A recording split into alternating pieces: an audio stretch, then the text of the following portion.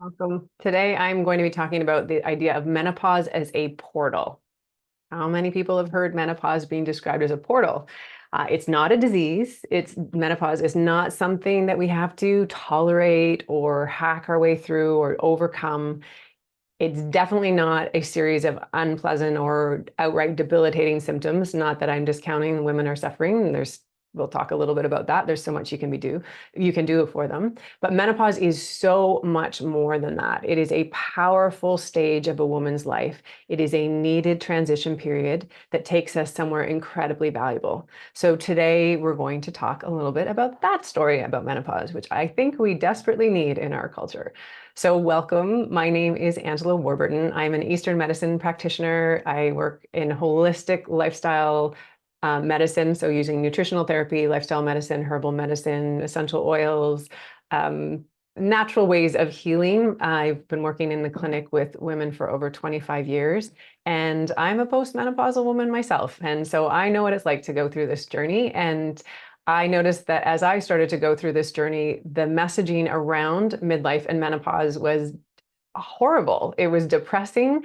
I started to get depressed thinking about it. I feeling like my life was now ending and I was no longer valuable, worthy, attractive, all those things, and just not understanding my body in the same way. So through my training and understanding the body holistically through time, like this ancient medicine, combining with what we know about medicine from our modern science, understanding the body in a different way, and my personal experience, I'm here to help you understand your body and thrive during this time because it is a powerful, beautiful time if we understand what's going on. So welcome. And yeah, so this idea of menopause as a portal. So we have these portals or these life stage transitions. We have three big ones in our life. First one being birth. Go through that birth canal, from being in the womb to out in the world. It's a big deal, and it's not necessarily easy for anyone involved. And then we have puberty. Anyone remember puberty or have kids with going through puberty? It is a big deal. It takes us from being a child into a fertile adult where we're actually able to procreate, to have kids. And so there's a huge change in our hormones because we need to have the fluctuations, all these sex hormones come online so that we can do that.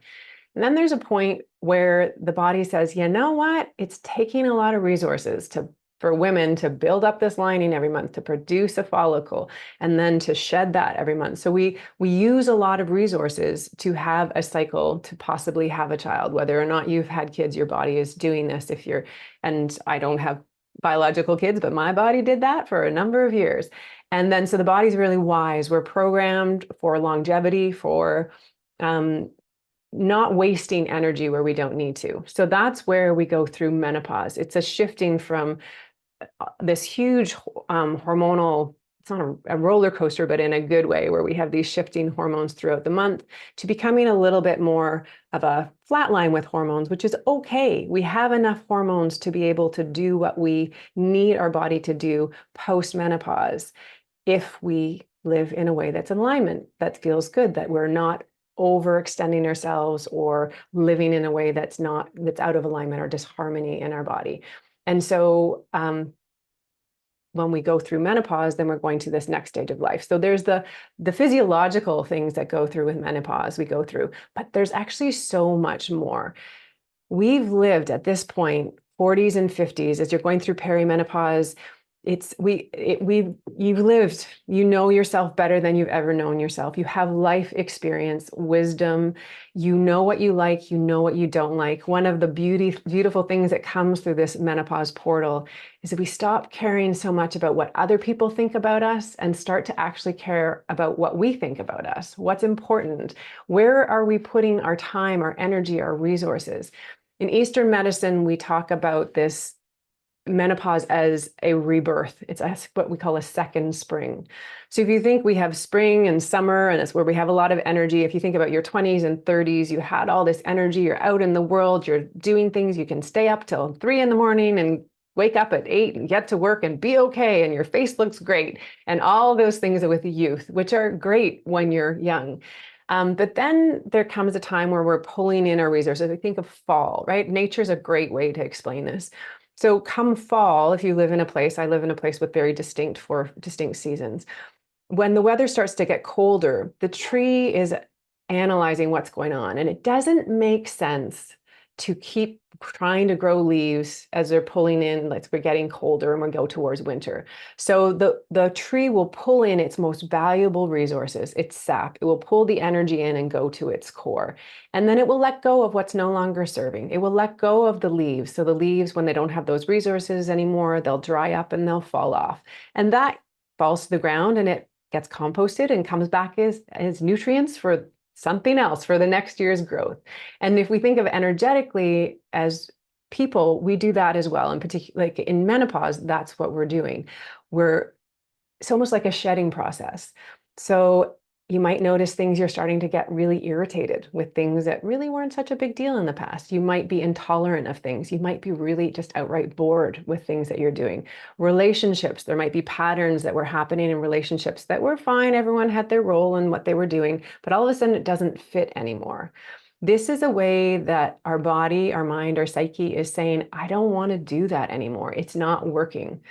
We're programmed to grow in life and we're never static. And so to expect us to stay the same, to stay how we were in our 20s or 30s doesn't make sense, because we're actually programmed to shift into another stage. And through the portal of menopause, we come into our wise women years, to a powerful time of life with the experience, the inner knowing, um, the the resources that we've gained through living for these number of years, around 50 years. And it's through menopause that we're going to start to put this to work in a different way. And so we kind of, if you think of it as a shedding, what's working, what isn't working, what do I want to do with my life and energy, or what don't I want to put time and energy in? So perimenopause is really the shedding period. And then menopause, we kind of go inwards. So like, just like the sap of the tree, it goes inwards.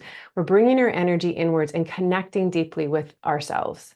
So that's why it's so important as a midlife woman. You need to spend time by yourself. This is an inside out job. This is not an outside in. And we have a culture that's very outside in. We're inundated with information. Just do this, just do that. This is, the 5 steps to this, or this is how you'll figure out what you want to do externally. But you cannot do this from the outside. Each one of you is different and unique. Each one of you has different dreams, different passions, things that light you up, things that you're just naturally have gifts for. And so it's really aligning with those things and taking that energy, understanding yourself in a deeper way. And then the rebirth comes when you come out and say, all right, I don't have the life force I did when I was in my 20s and 30s, but I do have life force. And what do I want to do with it?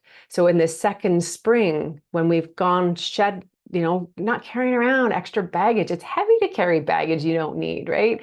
And so like shedding that baggage, going in, really connecting with yourself, making those shifts, having the courage to make changes. This can be up-leveling a relationship. It can be shifting where you live, what you do. I completely shifted what I did. I ran a multidisciplinary clinic, 14 practitioners, 5 staff. I was working there, and I just didn't feel good anymore. I started to resent the people that were asking me for stuff, and they weren't doing anything wrong. I just was like not a fit for me. So I scaled back my clinic. I sold my practice. I sold the clinic, and I went inside and to figure out what it is that I wanted to do, which is sharing all this information with all of you. But it took some time. My relationship needed an up level. We needed to start operating in a different way. So it takes courage. It's not necessarily easy. But on the other side of this it is so powerful, liberating. The most impactful years of a woman's life, a person's life, are not actually in their 20s and 30s, but where we have the most impact, the most alignment, the most where we can evoke the most change is actually in our 50s, 60s, and 70s. And you look at the women there are women out there doing our beautiful examples of this. Martha Stewart, who a lot of people have heard of, didn't start her Martha Stewart living complete, amazing, crazy business until she was 50. Louise Hay, who started Hay House Publishing, started it at 60. There are women, I'm forgetting her name, but she completely changed the modern art world with her art, which she was painting at 80. Like there are so many examples of people who really, it's that funneling in of wisdom and experience and then targeting it out in a very certain way. So skills, desires, meaning, impact, all that comes through this portal of menopause. Your life has to be living, you have to be living in a way that's in alignment to your deepest purpose, to your soul, to your being, to what you want. Otherwise, your body's going to talk to you. And that's what symptoms often are. It's a body saying, hey, I don't want to do this anymore. It doesn't feel good. I know for me, my primarily when I got hot flashes, it's when I said yes when I meant no, or when I got really emotional, I kind of got stressed about something and I'd get this hot flash. So I had to learn to really honor before I said yes. I'd have to check in. Is this something I really want to do? Is this where I want to be spending my time? How am I shaming myself or making myself wrong for something that actually I don't need to be doing? So there's a growth that comes through this stage. And it is important, it's needed. And when you're able to listen and understand, knowing that every single symptom, and this is what I love about Eastern medicine, every symptom is a guidepost. Every symptom is telling you information of your body, of what's going on. So it's big or small, hangnails to hot flashes to waking up at 3 a.m. There's a reason for it. And there's a reason, there's a way in which you can holistically approach this to understand your body, lifestyle, foods, but emotions as well, and your deeper soul purpose for being here, because you're here to do something beautiful in the world, whether it's to be a really great friend and have a great garden, or to do something of different and a different kind of impact on the world. So that's what menopause is about. So I hope you found that helpful. Recognizing menopause is about realigning to what's really important, and that it is a normal, inevitable, powerful, and quite beautiful time of a woman's life if we can embrace it. So hopefully that's helpful. I'd love to hear your thoughts. I know this is hard for some people, especially if you're suffering with symptoms, and check back, because I'm here to help you understand what your body is saying and what you can do about it. And if you like this video, please hit like. Please, if you find you know anyone in your life who would benefit from this, or you want to have a conversation about this with someone else, please forward it to them. And I am providing weekly videos to help you understand your body, to give you tools, resources, foods, lifestyle, all that. So you can hit subscribe anytime, and I am here for you. So thank you for listening. I hope you have a beautiful day or evening, and I will see you next time. Bye for now.